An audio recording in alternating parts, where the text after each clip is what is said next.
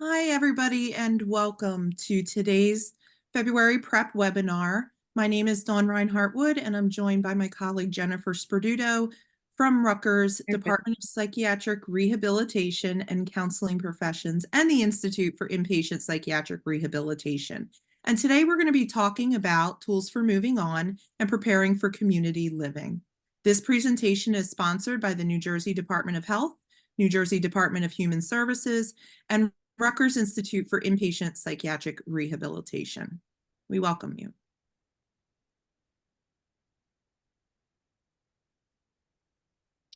So as this is an interactive training, we encourage you to ask questions and participate throughout this session.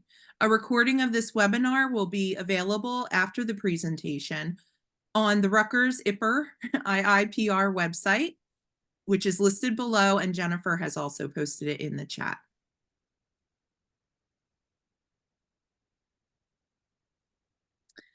So a little housekeeping that we need to go through before we get to the fun stuff is the Psychiatric Rehabilitation Educational Program, PrEP, is an online forum for a variety of topics relevant to the state psychiatric hospital staff.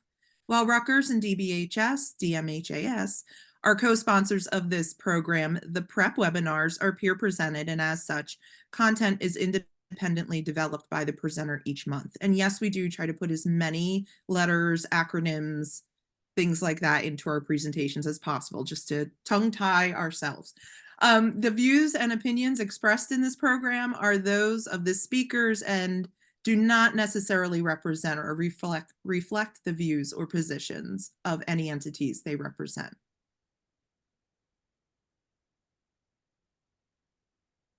So again, this is being recorded so that you will have the opportunity to view it at a later time. You can also share with others, but just be forewarned that anything you type in the chat would be recorded.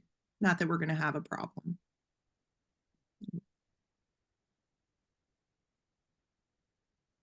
So again, as I introduced earlier, it's myself, Dawn Reinhardt-Wood, with you here today, joined by Jennifer Sperduto, one of the creators of Tools for Moving On. So we're very lucky to have her here with us today. If you would like to know more about us, I think that most of you in New Jersey, at the very least, may have seen our faces somewhere once or twice before or worked with us on hospital projects.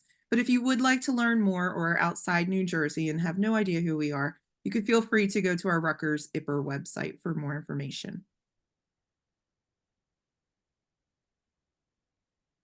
So let's get started. We want to just first introduce this topic of housing, tenancy, and interventions that we can utilize, specifically in this case, tools for moving on, to address some skills gaps in individuals who are preparing for discharge into the community. So housing skills are essential to community integration and actually prolonging community tenure. In this webinar, we will review the importance of identifying housing preferences, doing housing skills assessments, and matching those preferences and skills deficits to adequate supports through the use of the Tools for Moving On curriculum, and hopefully increasing the individual's skill level and ensuring that there will be greater community tenure. Materials will be introduced that can be used with individuals served in the inpatient, shelter, or even group home settings that can begin to build motivation and skills for housing success.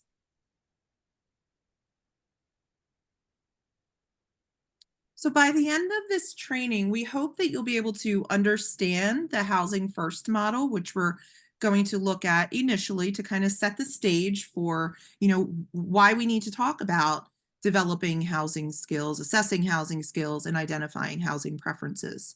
We hope that you'll be able to explain the importance of tenancy skills assessment and training, that you'll be able to describe tools for moving on, preparing for community living curriculum, and to talk about the TFMO related evaluation procedures. Next slide, please. All right, so we want to start out with a poll just to kind of get people engaged if you're feeling a little tired at the end of the day. Or how prepared do you think, in your judgment and experience, that patients are in leaving the hospital and living in the community. So how prepared do you think people are to leave the hospital and live in the community at the matched, housing recommendation that you've found for them, that you've developed with them?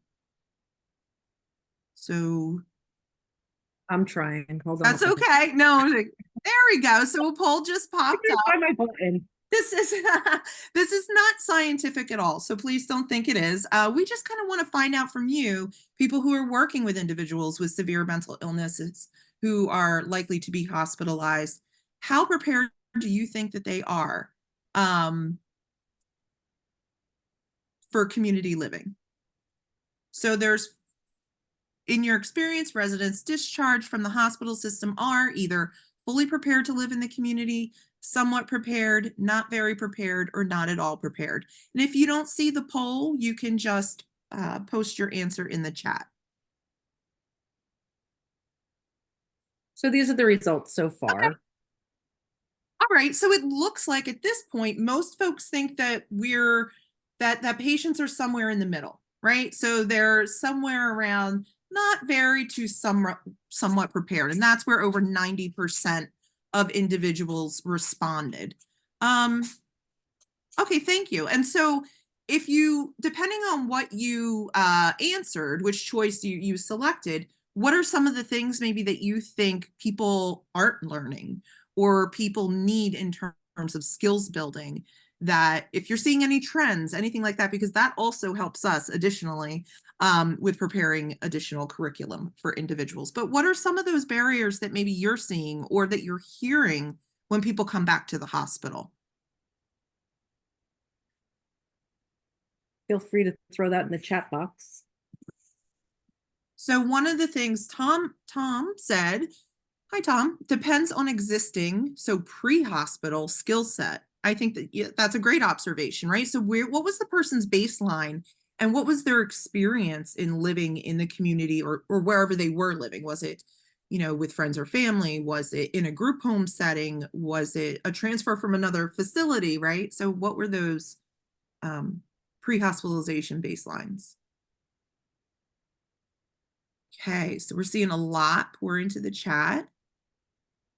So Chris Dorian said, knowing how to utilize modern technologies and secure assistance and resources, great. Symptom management for Allie, anger management for some folks, absolutely. Okay, Tom, you're saying like some folks might participate while they're in the hospital in a lot of like recreational or adjunctive therapies, but maybe less focused on skill development. Great. Dawn, absolutely. All right, so Dawn sent a message to hosts and panelists, and that was patients being able to manage their medications as independently as possible.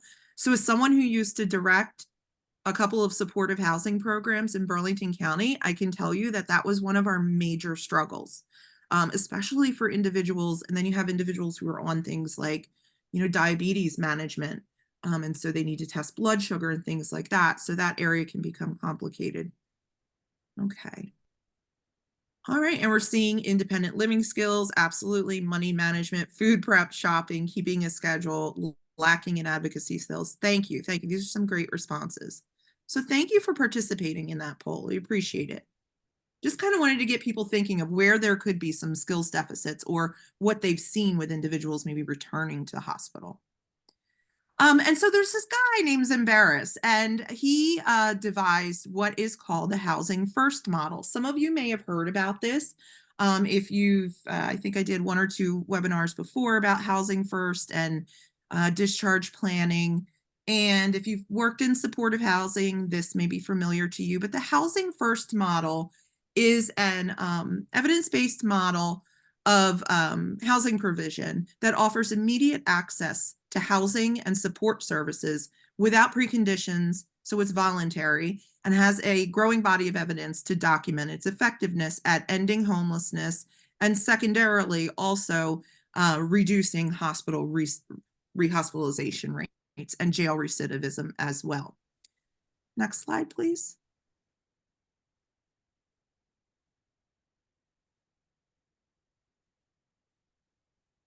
So some of the basic tenets of the Housing First model is that it is voluntary. So a lot of individuals who are being discharged, especially to supportive housing, or what we call in New Jersey now CSS, depending on where you are in the country, because we are joined by other states now. Your supportive housing services may be called something different. We consult with Washington, and there they call it FCS. It's the same similar type of service. But the basic tenets of most supportive housing programs center around this housing first model. And that is that these programs are voluntary. So individuals not only need to consent, they cannot be committed to a supportive housing type program. They also need to have their services separate from housing, meaning an individual, whereas an organization may sponsor the housing, may own the housing, may partner with another organization to provide the housing, and they provide the services. And when we discharge somebody to a CSS program here in New Jersey, obviously we hope that they are going to participate in their services, and that's the expectation that we have for them.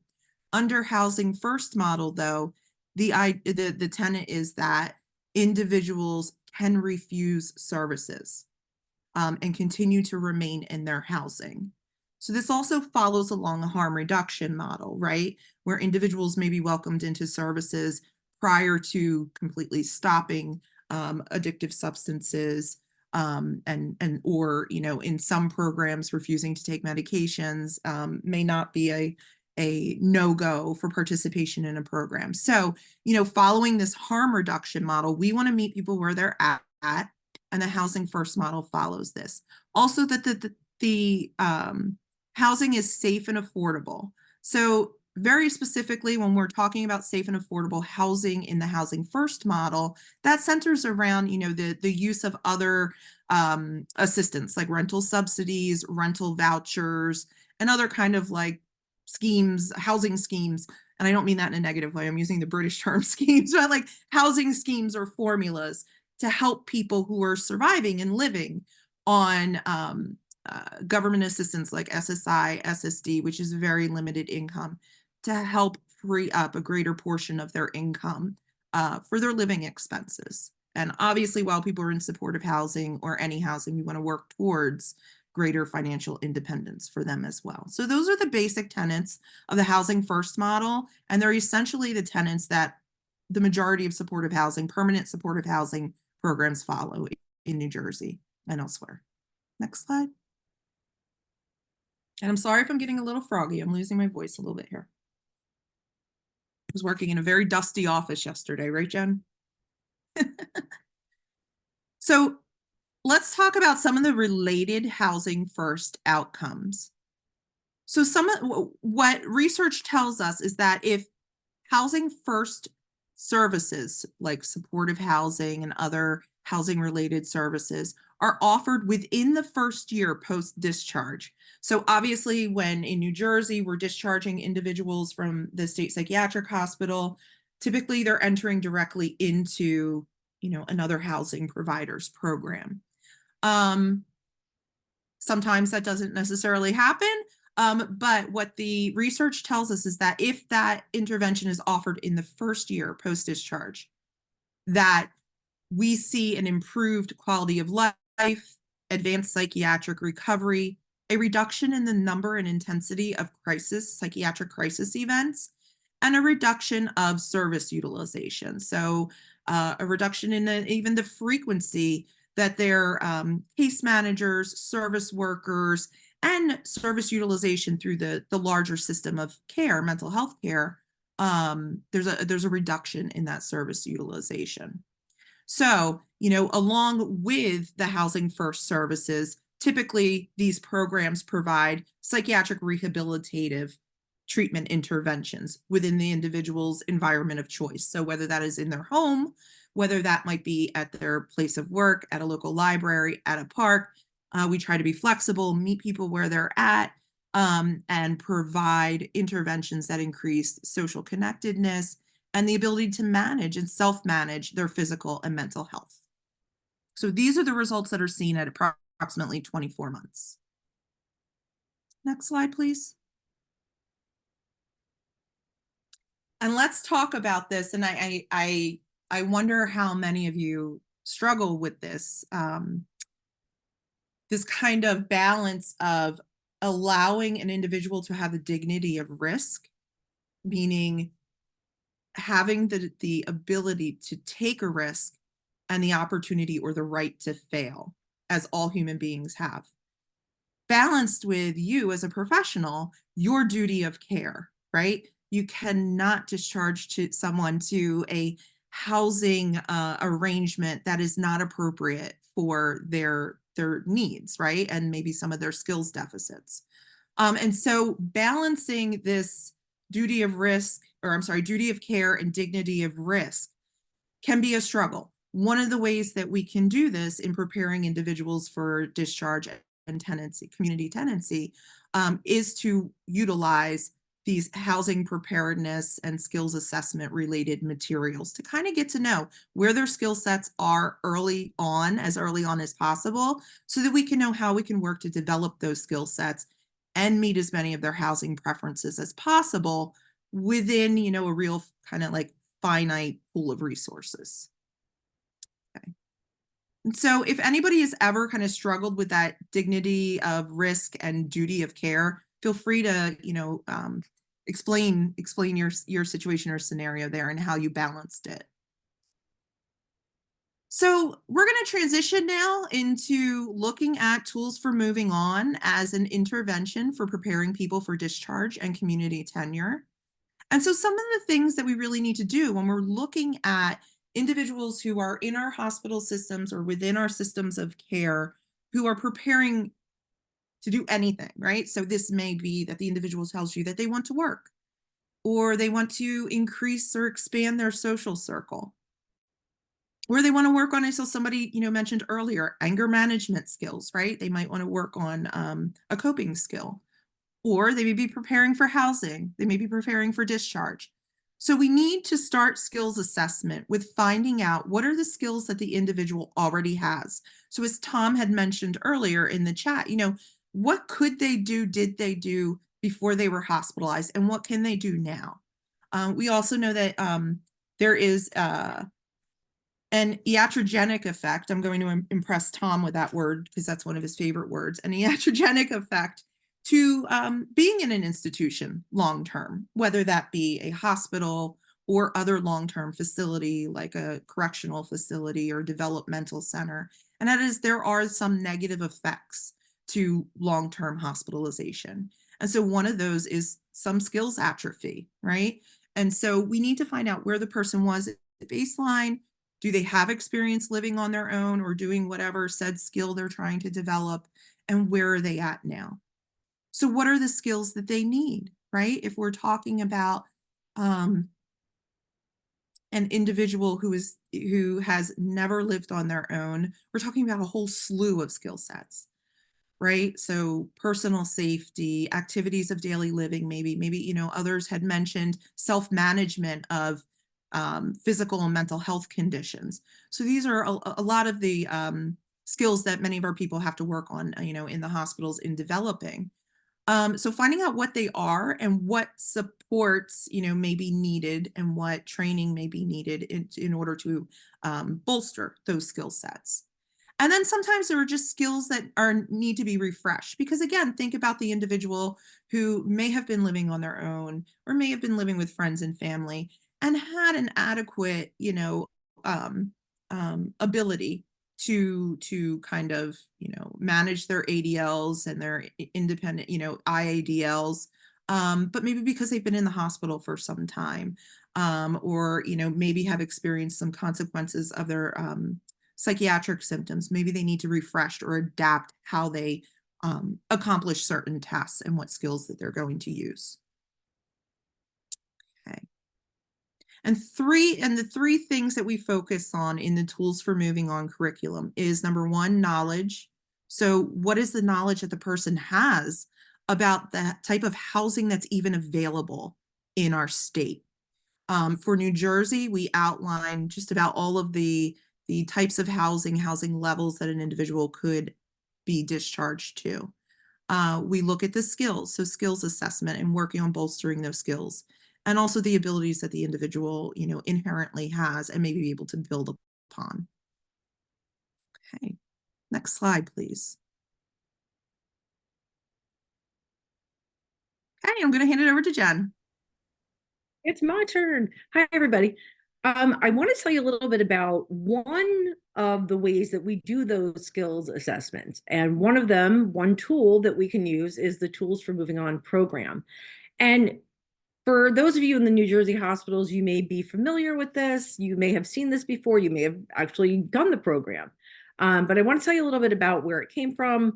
The Tools for Moving On program was designed to help patients begin planning for their transition into the community. And I had a question come in before. I just want you guys to know before I get into this that the slides will be available on the training evaluation at the end of the presentation, as well as the Tools for Moving On manual and the facilitator guide and the supplemental modules that go with it. So you'll have access to all of this when we're done. So I want to take you through it a little bit and show you what is available and actually how to use it to prepare your folks for living in the community. Anyway, the Tools for Moving On program was adapted from SAMHSA's toolkit called Tools for Tenants, Permanent Supported Housing Toolkit, which was a toolkit that SAMHSA put out to help people create supported housing programs. So this wasn't necessarily a patient-ready, person-focused, or group ready kind of information. So what we did is we took that information, the Tools for Tenants toolkit, and kind of pieced out the parts and the tools that we thought would be really helpful for the population that we were adapting it for, which at the time was an inpatient population for folks in the hospital. So we took out the parts that we thought would be really relevant and helpful based on what people were saying in the community about, hey, I came back to the hospital because I, wasn't successful in A, B, or C, or housing providers in the community were saying, these folks aren't really prepared to do these particular skills or have these supports in place, and this would really be helpful. So we went through and looked at the Tools for Tenants curriculum or toolkit and created the Tools for Moving On curriculum from that. So this was designed to be done as a social work group, but not necessarily only a social work group. We've had staff from the rehab department run it. We've had treatment teams use it just to do some of the assessments that are in the book or the manual.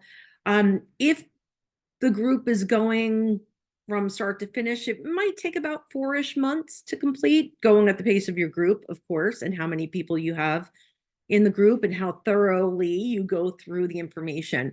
And at the end is an evaluation process that we use. So let's go through some of the tools, and feel free to drop any questions you have in the chat, and Dawn will flag me if there's anything that I need to answer. So overall, the goals of Tools for Moving On were to help people get more prepared, obviously, but to help them explore the housing choices in the community. Some folks were saying, I don't really know what's out there. I'm being told I can go to a group home, or I can go to, level A or level A plus, or a supervised group home, or supported housing, or with my family. And those are really my only choices. But if you're familiar with the New Jersey housing, there's a lot of choices. So even just educating people about what their choices are and helping them explore what's available to them was a big deal. Secondly, is to help people identify their housing rights and responsibility. Like, what's my right as a tenant, as a person moving into the community? What am I responsible for? What are some of the staff at the hospital responsible for helping me do to get out there and be prepared? Another goal is to explore and discover what's important to the person about their personal choice. Like, what do they want in their housing what does that look like to them? And we'll get into that a little bit more. And then developing a personal housing goal, like what's important to me, what's my personal goal for housing, and how am I going to reach that goal? What are the steps that I need to do to make that happen? Whether it's learning skills that will help me reach that goal or help me live independently, and then identifying and developing supports for successful community living. So those are the overall goals of TFMO.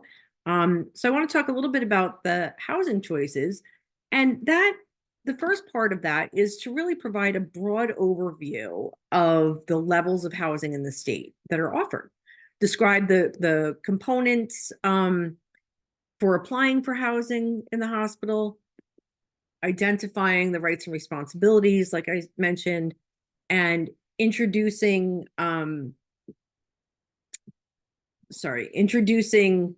several population-specific housing providers to individuals, and then doing things like, what does it look like to apply for it? What do we need to do? What is the process? What do you have to do? What do I have to do?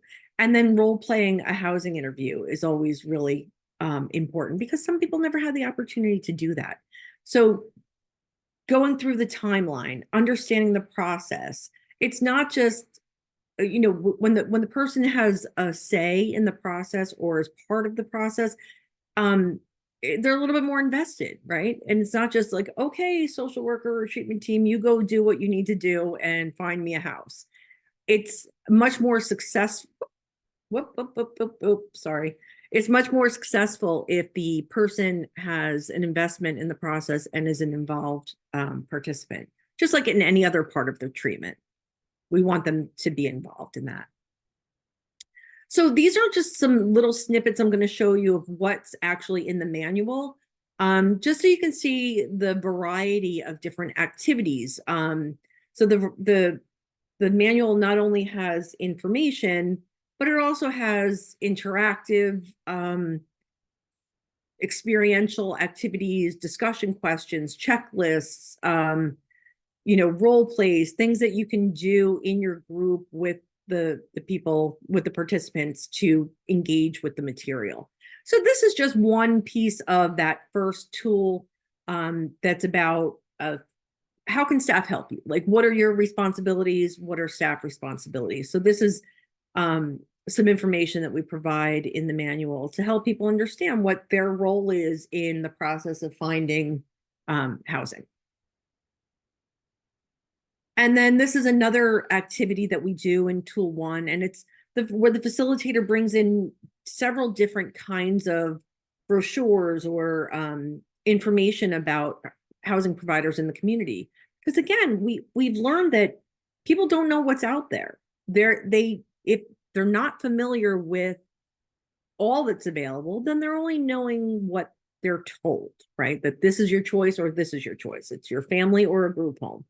So there's lots of in between. So this is a way to help educate people about what is available to them at different levels. And so they go through a bunch of brochures or advertising materials for different providers and kind of make these discussion questions, like what types of services do these providers offer? Where are the agencies located? Where's the housing?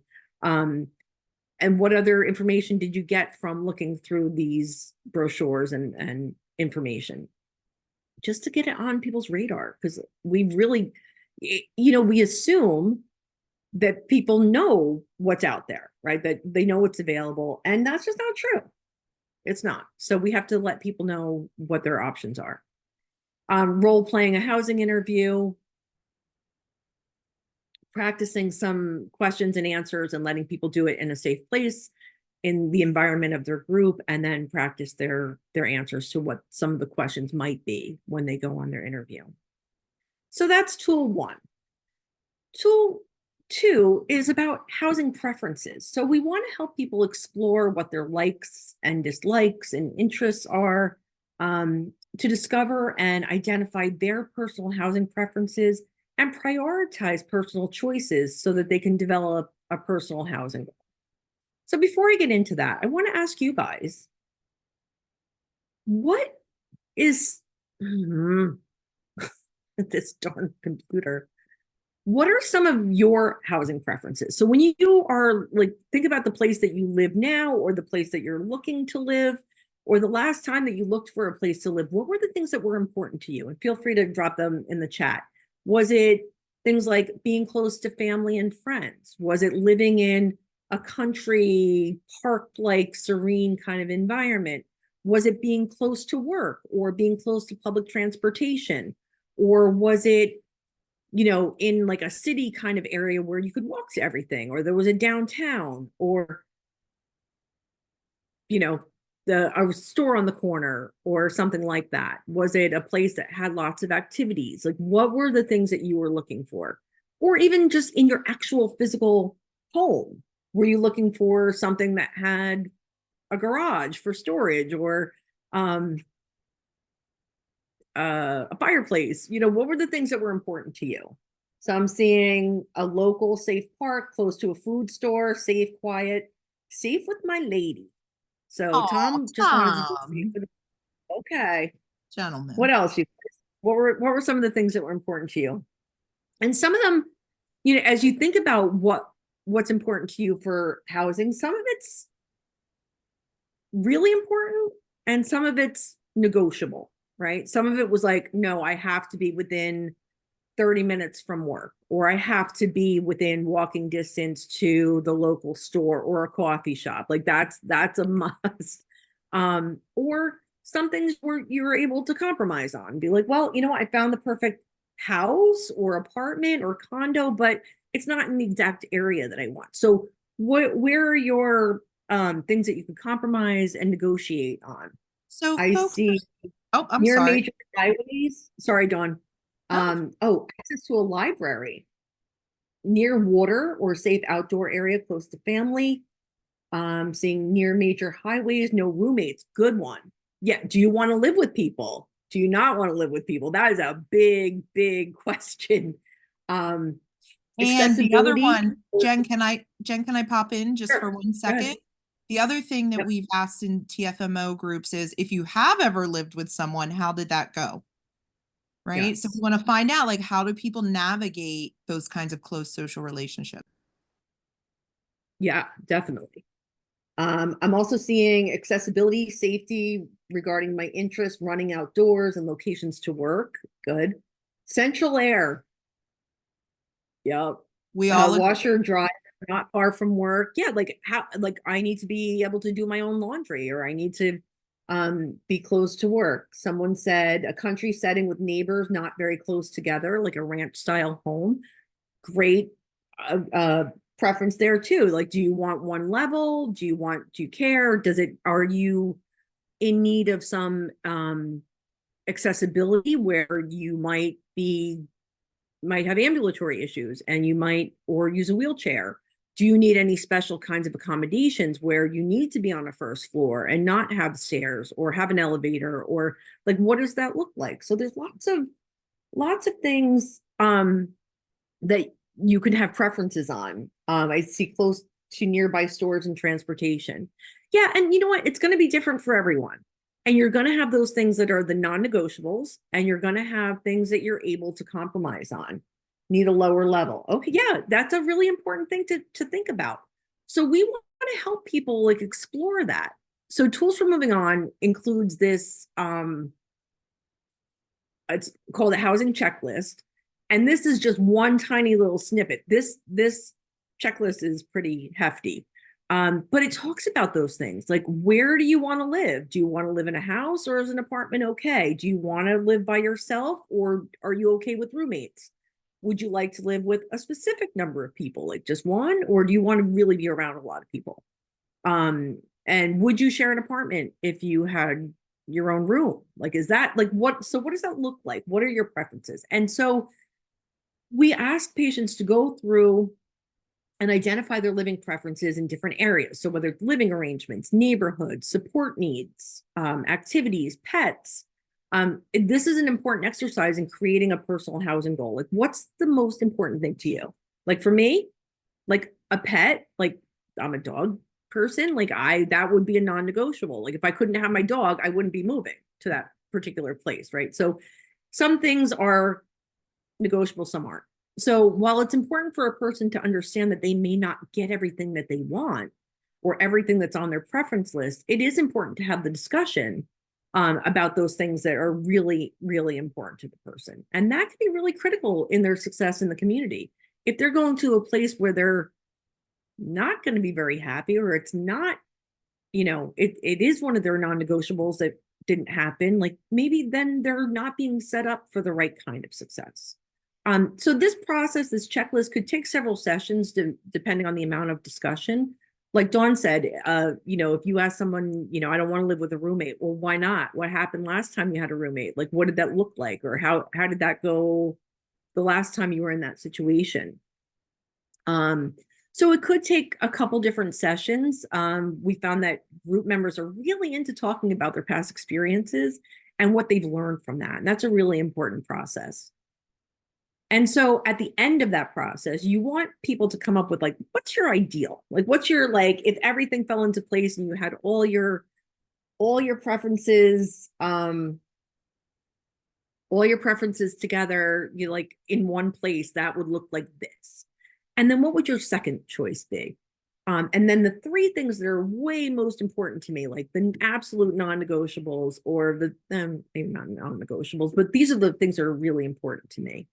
And we want people to kind of, explore what those are and what kinds of things are they willing to compromise on. I'm seeing, okay, yeah, you got it. Someone just asked the question again about whether you're going to get this. This is in the TFMO manual, which is going to be available for you to download or access at the end. And one of Thanks, the Dawn. other things, I'm sorry, Jen, I just wanted to mention that if you are attending from outside of New Jersey, just be aware that there's a lot of New Jersey language in the Tools for Moving On manual, because we created this for the New Jersey State Psychiatric Hospitals. But obviously, we'd be happy to talk to you about, personalizing for Yeah. your areas. So I just wanted to throw that in. I'm sorry, Jen. Thank you. No, thanks. So the third tool is about tenancy skills. And this is like, we want to provide an overview of what it means or what it takes to be a good tenant or a good roommate, like keeping your space clean or paying your rent on time, reporting any problems to the landlord.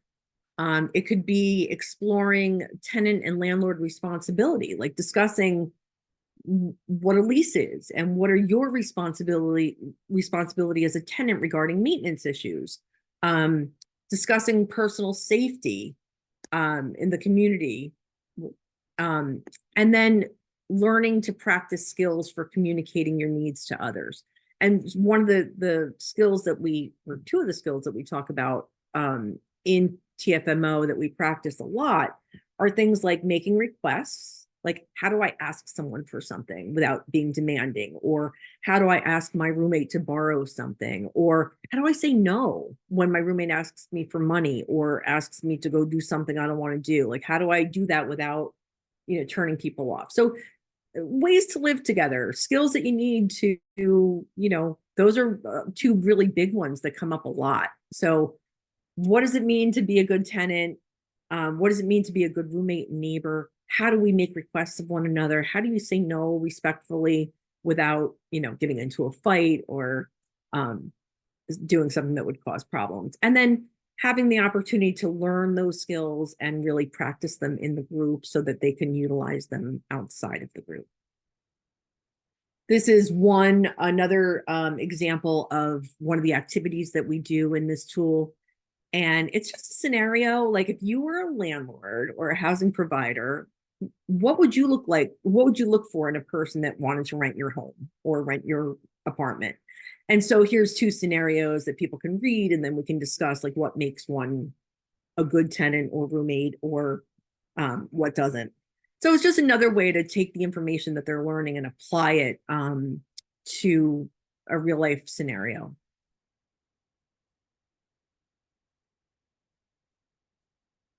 And then finally, tool 4 is about skills and supports. And this goes back to what Dawn was talking about in the beginning of the presentation.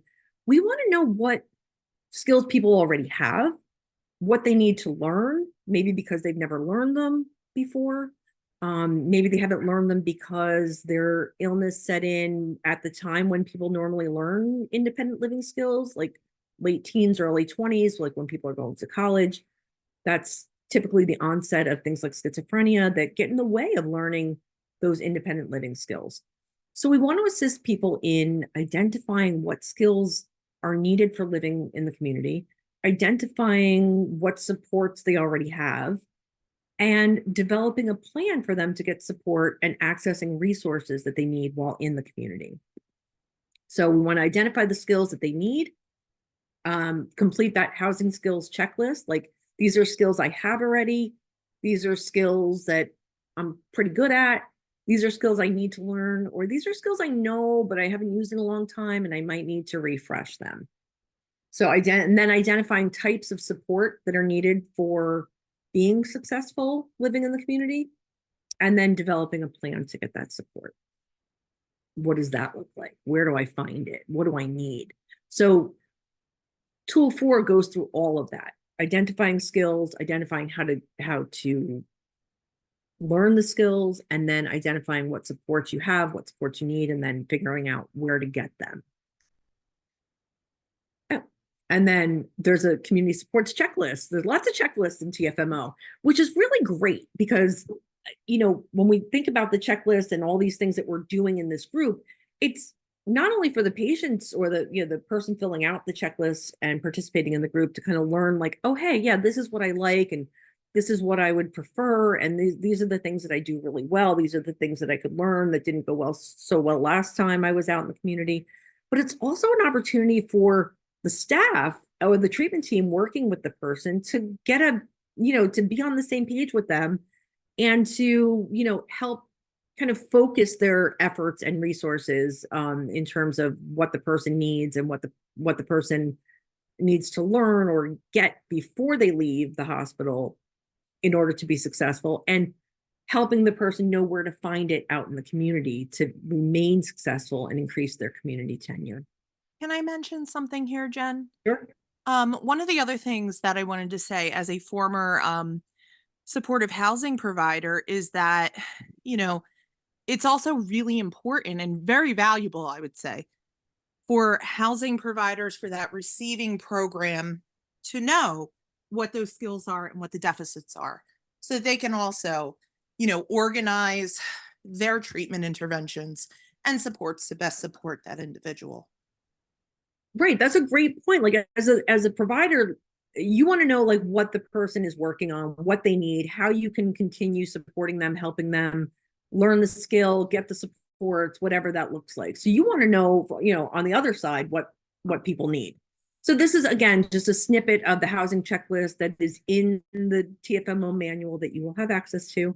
But there's different areas. This is one little tiny piece, but there's different areas of independent living skills, general support. This is what you're seeing now, or ADLs, or medical and mental health services, vocational skills. And so this is a self-assessment of identifying which skills the person has and which ones they need, or perhaps they need to refresh or learn after, not using for a while. So part of what's good about this is that even if it's a person saying, I need to learn this, or I have this one, it not only helps the person identify what they need to learn, but it also affirms what they already know. And that's a really good place to start. Like, in psych rehab, we build on strengths, and we're a strengths-based kind of initiative. So it's not only about not what you don't have, but what do you have, and what are your strengths, and where are your skills and supports that you have in place that are really good, and that affirms that, and then builds on what else you need to be successful. So when we look at the community supports, it's, if you ask somebody, like, what supports do you have in the community, people will probably say, oh, friends, family, but just like different kinds of housing, maybe people don't know where to find support. So this part of the tool can help people understand and identify where they can look for support out in the community. So we know that community tenure can be increased if individuals have access to supports and resources for successful community living. So it's important for people to know where what supports they already have, like I mentioned, what supports they might need, how and where to find them, whether it's general, vocational, community resources, health supports, mental health supports, social supports, even social services kinds of supports. Like there's a lot of different areas of support that can provide people with resources. So this is an opportunity to help people explore where to find those resources in the community and what they need. So these are just some ideas that I put up on the screen, but again, there's a checklist and it goes through all of those different areas about where you can find support for each particular category. And then when they finish that checklist, this exercise is really helpful to identify what support somebody needs, but again, as an affirmation of what they already have.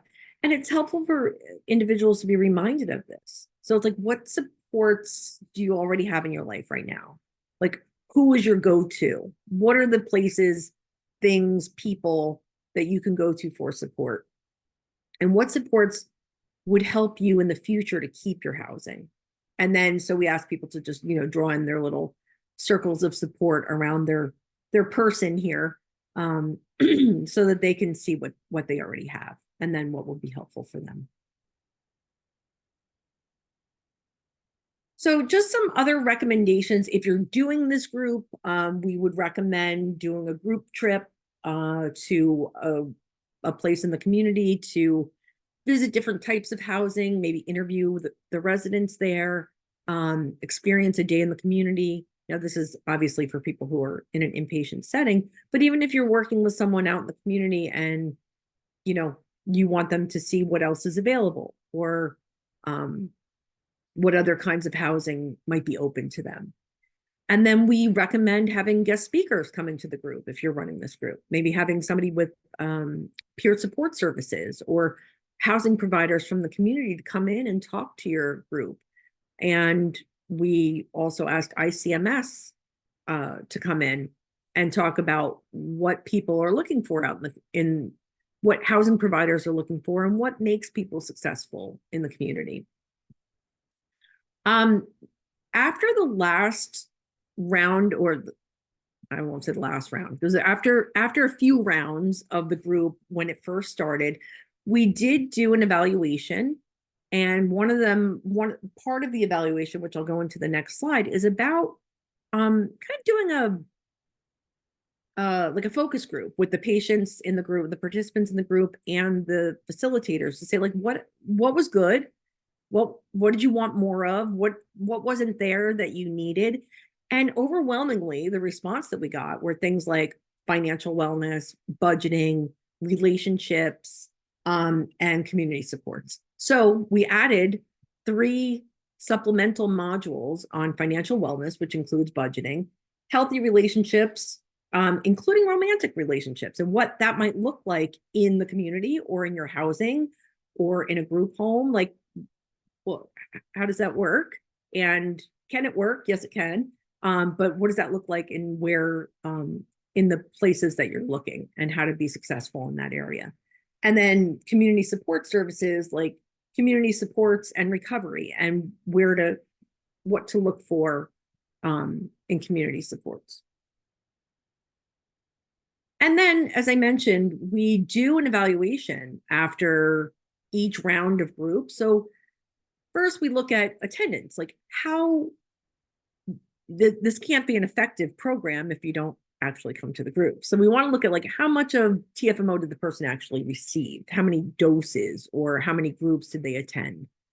In the beginning of the group, when it first starts, we ask people to fill out a pre-test, just a knowledge assessment, like how much do you know about what's out in the community and your skill levels and the supports that you need, and how much do you know? And then after the group is ended, we ask them to do a post survey and look at the same exact thing to see if there's an increase. And again, it's just a knowledge assessment. It doesn't indicate that they're ready for housing or ready for a particular type of housing. It really just looks like, did my knowledge go up after participating in this group?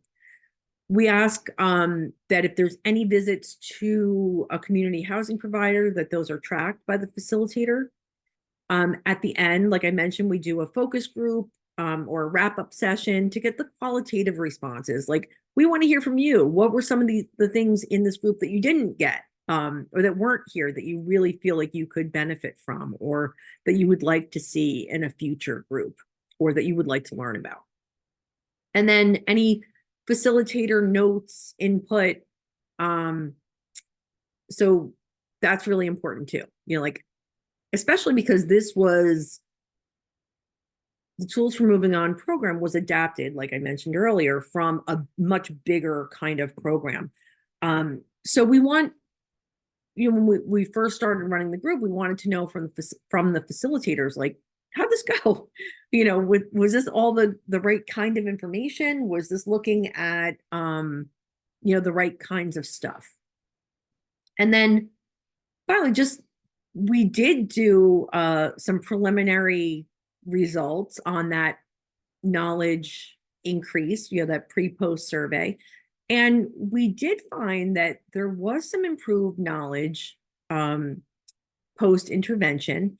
So preliminary results showed for the pre-post test showed significance using a paired samples test, that there was increased knowledge. Again, that doesn't indicate that people were absolutely ready for discharge, but it does look at, the results did demonstrate that there were significant changes on the knowledge or confidence test from pre-post. And I have the numbers if you want them, using a paired t-test. The t equals negative 2.72 with a p of 0.010. But this tool hasn't been validated yet. So, we can't say, oh, this should be across the country and this is indicative of these big major changes. It's not. You would need a more detailed kind of like survival analysis to look at the impact on community tenure to see if this actually had an effect, or the program had an effect on somebody's community tenure. But the fact that they're knowing a little bit more than they did when they came in, that's hopeful and promising. And could I interject a little something there about the knowledge increase? Sure. I think one of the other important things to remember is, if you are all familiar with motivational interviewing, stages of change, people are at different levels of readiness to make a change, acquire new skills, learn a new skill. And so the basic level, if we want to presume that people have a very low level of readiness, what I should say is we never want to start ahead of people, right? And so the base level of preparing somebody for change is to provide them with information. And so that's where we start out with Tools for Moving On. And so to see that at least there's some movement in a person's self-rated knowledge is a wonderful thing. And I'm done nerding out on the numbers now. No, absolutely. And Thomas, you're from a university? Have you studied the program? Yes, I believe I just went over that. So thank you. But there was a question on how many groups. It wasn't groups, it was the number of people who filled out the pre-post test, because we wanted to make sure that it was the same pre and post person, because we had lots of groups where people came in, didn't finish the whole thing, and then never took the post test. So it was the number of pre and post that were the same person.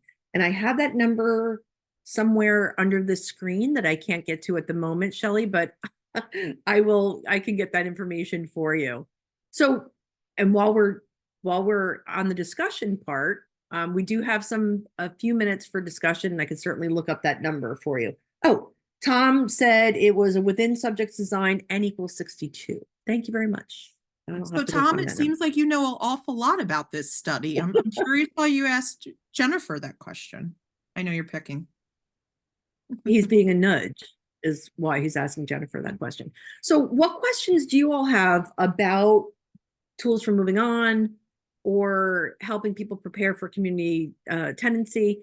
And just as you're thinking about these questions, keep in mind this is one tool or one, strategy to use for helping people get more prepared, helping people explore what they need to feel more confident in discharge, prepared for discharge, and ready to, hopefully be more successful in the community. So again, the tools for moving on manual, facilitator guide, and supplemental modules are available in the training evaluation that Dawn posted. You can access them, you can download them. I saw somebody wanted to just kind of use the checklist for something, which is also great. For some people who don't have the opportunity to do the entire program in a group setting, this can be done on a one-to-one or a much smaller group. Or if you were helping people look for, what's important to them and just wanted to do the housing preferences checklist, you can do that too. Obviously you don't have the whole program, so you can't really measure the effectiveness of a whole program if you just do a checklist, but it's something that can really help both the service recipient and the staff person who's doing the assessment to figure out what the best plan of action is for discharge with the person. Any other questions? Tom asked if you were planning on a survival analysis. And I asked him if he was. Question answered. Am I personally? No. But as a program, I think we'd have to look at, we'd have to get community information to do a full picture of what that looks like. So hopefully in the future we can do something like that, because I would love to see if this has a positive effect, not only on increasing knowledge, which we think it does, or which has been shown that it does, but that it really makes an impact on the length of stay in the community that people have, and that this helped them become more successful in that.